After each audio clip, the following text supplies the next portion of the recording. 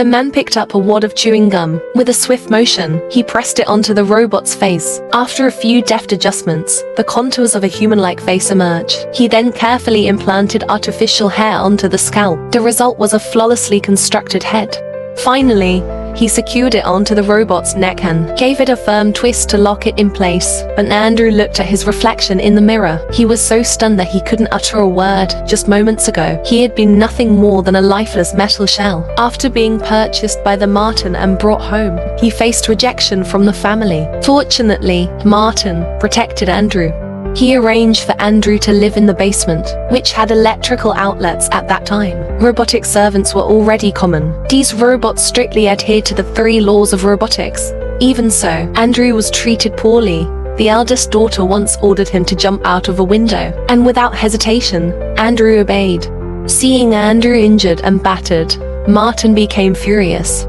He called his daughters together and sternly reprimanded them. "Andrew may be a machine," he said, "but you must treat him as a member of this family." From that moment, Andrew's place in the family began to change. Though he bore no grudge against the eldest daughter, he quietly left the room to repair himself. Unlike the eldest daughter, the younger daughter grew fond of Andrew. One day, while playing at the beach, Andrew accidentally dropped and shattered her favorite crystal horse. The younger daughter was heartbroken, knowing the crystal could never be restored.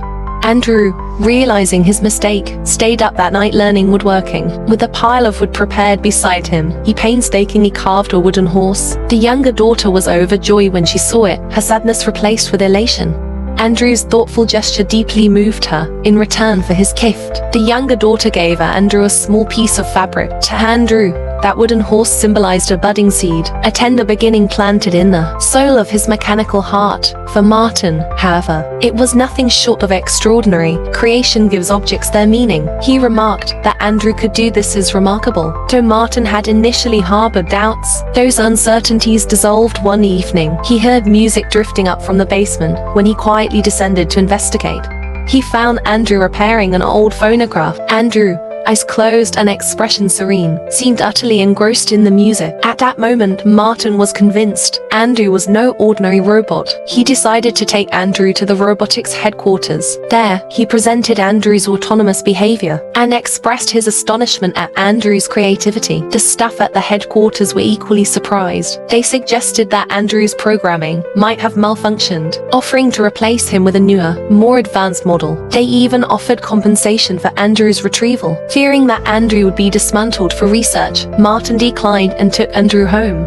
On the way back, Martin told Andrew, "Once your daily chores are complete, you're free to pursue your own creative interests." Although Andrew didn't fully understand Martin's words, he deeply appreciated the time granted to him. He spent his days playing with the younger daughter and exploring new and inventive creations. By night, he would eagerly seek knowledge from Martin's elder sister or other humans. Yet despite Andrew's earnest efforts, the lady of the house remained unimpressed. Andrew, however, wasn't discouraged. He began to collect and memorize jokes, not because he was naturally funny, but because his deadpan delivery and serious demeanor unexpectedly amused the entire family. Gradually, everyone came to accept Andrew. He would often spend time playing the piano with the younger daughter, their hands one small, one mechanical, moving in harmony. Time flowed swiftly like a fleeting shadow. Before long, the younger daughter had grown into a young woman, but her affection for Andrew remained strong. By this point, Andrew had become highly skilled, a master craftsman in clockmaking and artistry. Martin proposed auctioning off some of Andrew's clocks, but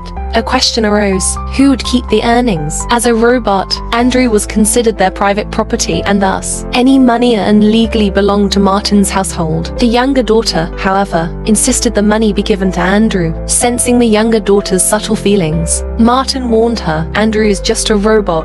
Don't get too attached." Nonetheless, Martin relented and opened a bank account for Andrew. Over time, Andrew's account steadily grew. One day, the younger daughter approached Andrew. She confided in him that her boyfriend had proposed, but the situation left her deeply conflicted. Andrew, unable to grasp the complexities of her emotions, didn't realize that the friend she spoke of was him. Ultimately, she chose the safer path, deciding to marry her boyfriend on her wedding day. She invited Andrew to dress formally and greet her as she walked down the aisle. For the first time, Andrew donned a tuxedo. As the younger daughter walked, arm in arm with her husband, through a corridor of family and friends, she glanced back at Andrew with a radiant smile. The moment stirred faint pulses of electricity within Andrew, though he couldn't understand why. Later that evening, Andrew and Martin watched the wedding video together. Martin sighed.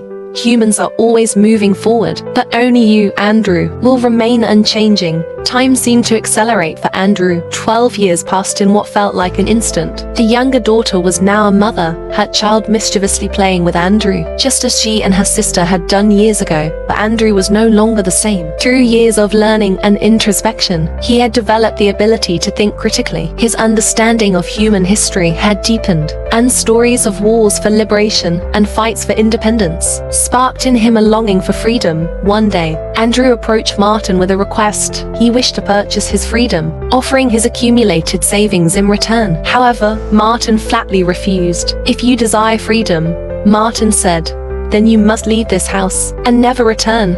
That would be best." To Andrew, this was a practical decision, a step toward understanding freedom. But for Martin, it was the painful loss of a family member. After leaving the household, Andrew didn't go far.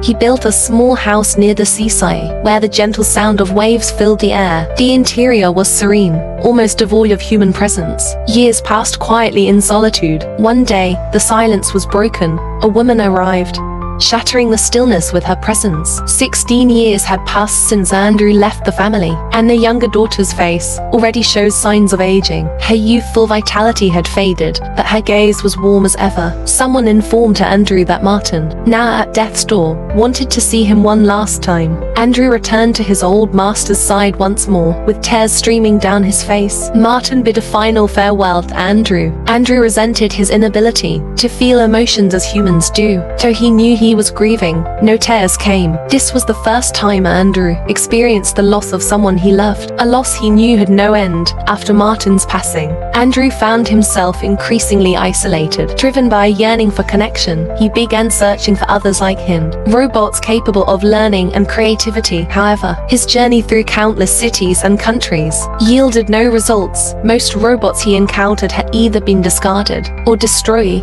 Throughout this journey, he maintained a correspondence with the younger daughter, sharing his experiences and observations with her. Then, during one such journey, a peculiar encounter captivated him. He came across a female robot whose lively demeanor and charm stirred something in him. He followed her to a shabby repair shop. There, he learned her name was Tia, yet, to his disappointment, Tia's personality was merely the result of multiple pre-installed personality chips. Her every word and movement were pre-programmed, devoid of genuine thought or creativity. She was not the kindred spirit he sought. However, this visit yielded an unexpected boon. Tia's owner was a bionic scientist who had developed realistic synthetic skin. Andrew eagerly agreed to fund the scientist's experiments and volunteered to be the first test subject. The experiment was a success. Andrew emerged with a new appearance, that of an ordinary man with slight imperfections, making him indistinguishable from humans. After many years, Andrew returned to the younger daughter's home. There, he found her once again at the piano, playing a familiar melody. Andrew excitedly praised the younger daughter,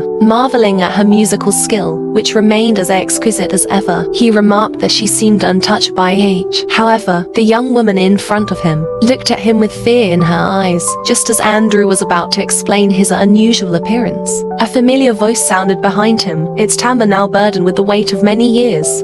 Turning, Andrew saw an elderly woman, her face weathered but still elegant. It was the younger daughter, the very person he had longed to see. The younger daughter was astonished at Andrew's transformation. But what saddened her deeply was the passage of time. Time does not wait for anyone. Andrew had an eternity to pursue his goals. But for the younger daughter, only her final twilight remained. Andrew gently held her aged hands, watching as she slowly drifted into eternal rest. At that moment, Andrew noticed something. She had been holding the wooden horse he had crafted for her so many years ago. Memories surged into Andrew's mechanical mind. The day he first arrived at her home. The playful young girl who showed him kindness, and the moment he wore a suit for the first time at her wedding. After the younger daughter passed away, Porsha became Andrew's last companion in the world. Her resemblance to her grandmother filled Andrew with both joy and sorrow. He wished to rejoin the family and contribute more to their lives. However, his blunt and overly direct way of speaking led Porsha to regard him as an unfeeling man of steel. Yet, at times,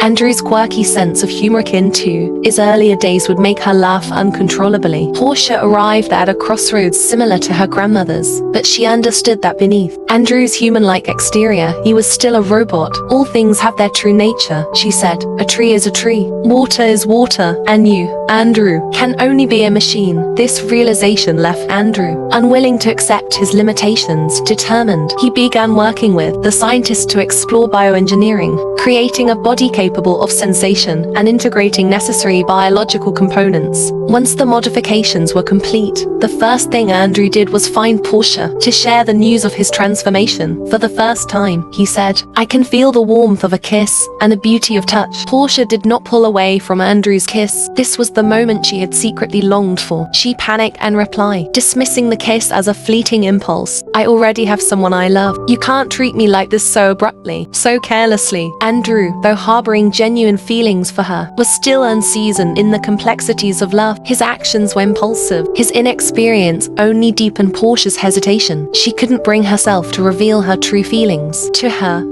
Andrew was still an unrefined, a robot who didn't yet understand himself enough to truly understand her. And so, she held back, guarding her heart, unsure if Andrew could grow into the real man. Andrew told Porsha, "I followed your boyfriend for a few days and found that he has a big mouth, he looks ugly, and he have a lot of women around him." Porsha was amused and burst into laughter, feeling in that moment that Andrew truly cared about her. Unable to hold back, she suddenly kissed him deeply, and they ended up passionately entwined for the entire night. Andrew finally became a true man, crossing the threads of their intertwined fates. Finally, the court did not approve his request for citizenship. It was clear that there are no immortal beings in this world. He remained a machine unable to escape the bounds of time. Yet, this did not stop him from continuing his life with Porsha. However, as time passed, the gap between their appearances grew ever wider. Andrew began to ponder the meaning of existence. Life was not about the pursuit of immortality. It was about spending one's days with the person they love. If Porsha's death, all that awaited him was solitary wandering, that sense of being lost in the endless river of time. Andrew would rather give it all up. In the end, Andrew transformed himself once again. He replaced his organs with organic neural tissues, making himself like a human. He would old, he would die. This was the most crucial step in his journey to becoming human. Even in their final moments, Andrew and Porsha held hands, their hands intertwined, defying the countless threads of fate that bound them. As the court declared him a human being, Andrew drifted into eternal rest. In the end, Porsha entrusted TIA to disconnect the power supply that sustained Andrew's life. If you were Andrew, would you make the same choice?